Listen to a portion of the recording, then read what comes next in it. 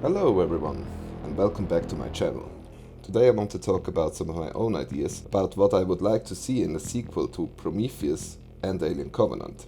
My hobby is digital painting, and I made some art based on these ideas. I thought I include them into this video to visualize what I'm talking about. I know I'm not the best artist out there, but I hope it's good enough to illustrate my point.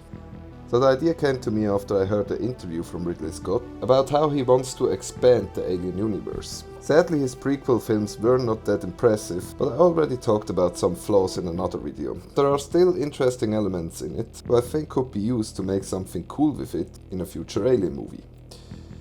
So number 3, mutated engineer super soldiers. In the prequel movies we only see one weapon used by the engineers, the black goo. But what are they using for close combat? We don't see any handguns or swords of any kind on their weapon facility on LV-223. It seems like the engineers avoid any technical or other weapons. So I thought, what if they created a special version of the black goo that transforms themselves into xenomorph engineer hybrids? Okay, sounds a bit silly, I know, but if you think about it, the spacesuit of the engineer in Prometheus looks like it's fused with his body. So if you transform yourself just to wear a spacesuit, why not into a monster if you have to go into a fight? Maybe they also have a pathogen to transform them back into normal human space jockeys. Kind of like the Hulk, but more controllable. The worms that came in contact with the black goo were super strong, had acid for blood like a xenomorph, and they could even regrow body parts. Imagine how dangerous an engineer soldier with the same abilities and high intelligence would be. Could be that Fifield was just in the transformation process when he was killing people on the Prometheus ship. But he also had superpowers after he came in contact with the black goo.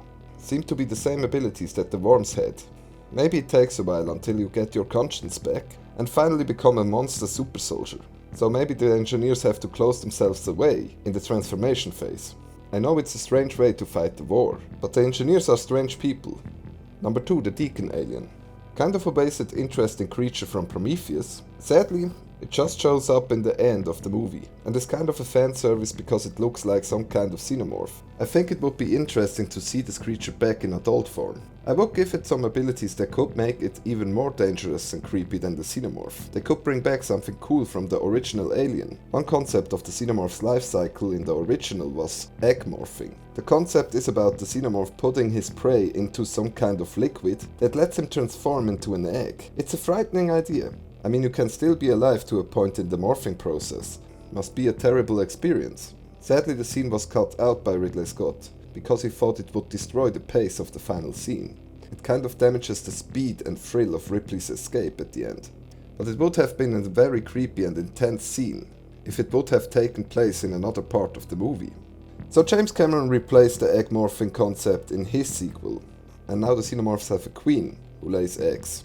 But like I said, you can still use it as a part of the deacon life cycle. And because the deacon is more or less a product of the black goo, I would give it the ability to regrow body parts too. And no xenomorph-like creature would be perfect without acid blood. So throw this also into the mix. Number 1. The original space jockey as a own race.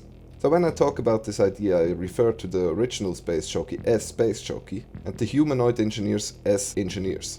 Because the space jockey looks so different in design and size compared to the engineer version of Prometheus, many people theorized that maybe this could be a different species. So I started thinking about how this idea could work, and it's actually not that hard to find an explanation for it. For example, if we as humans would be visited by an advanced UFO-flying alien species, and they would teach us how to replicate their technology and build UFOs of our own, I would guess that our own UFOs would look the same way like the alien ones.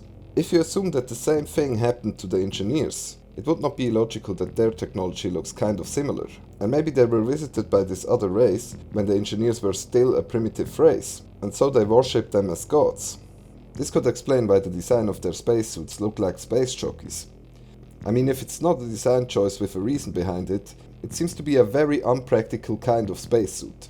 Why does the helmet have 2 eyes and not just a visor? Would be better to see through. It really seems that they want their suits to look like something specific.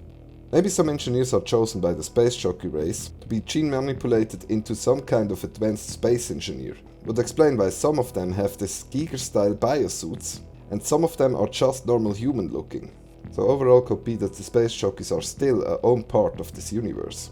So these were my 3 things I would like to see in an Alien prequel, sequel. What are your ideas for a sequel? Let me know in the comments below, and thanks for watching.